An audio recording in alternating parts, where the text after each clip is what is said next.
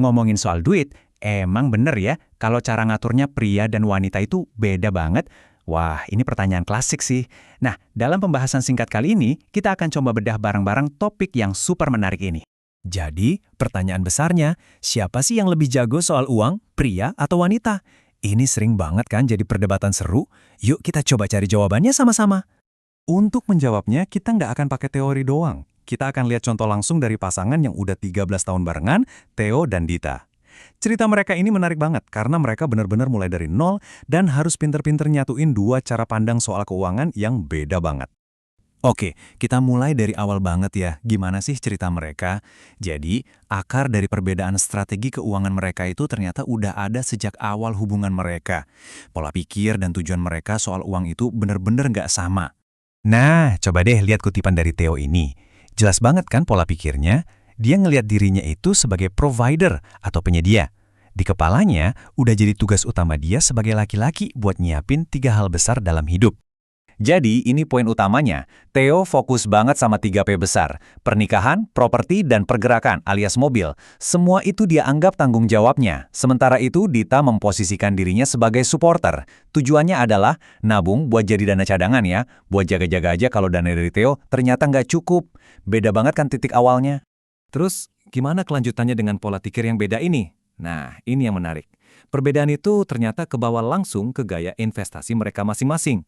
Sebenarnya ada teori umum yang sering kita dengar, dan bahkan didukung oleh berbagai survei. Katanya, pria itu cenderung jadi hunter atau pemburu. Mereka lebih berani ambil resiko biar hartanya makin banyak. Sebaliknya, wanita sering jadi protektor atau pelindung, yang fokus utamanya adalah ngejaga kekayaan yang udah ada biar nggak hilang.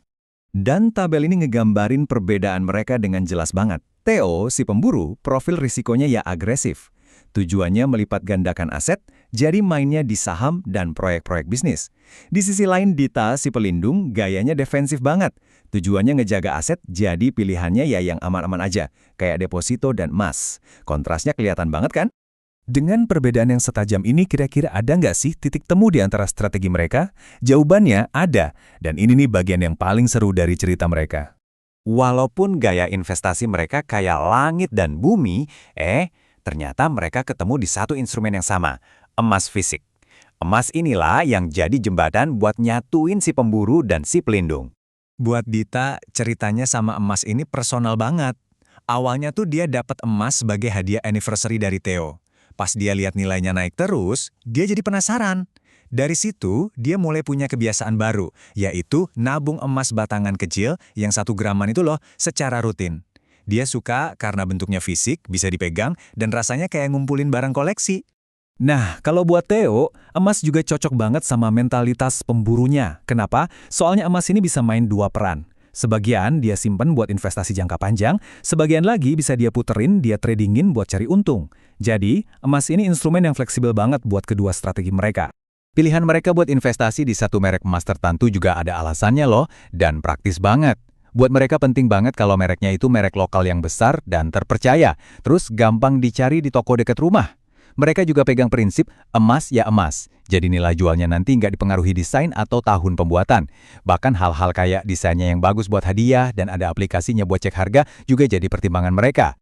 Tapi apa ceritanya cuma sesederhana pemburu melawan pelindung aja? Ternyata enggak. Ada lapisan cerita yang lebih dalam lagi yang perlu kita pahami. Disinilah kita perlu melihat lebih jauh. Karena pada akhirnya ini bukan cuma soal gender.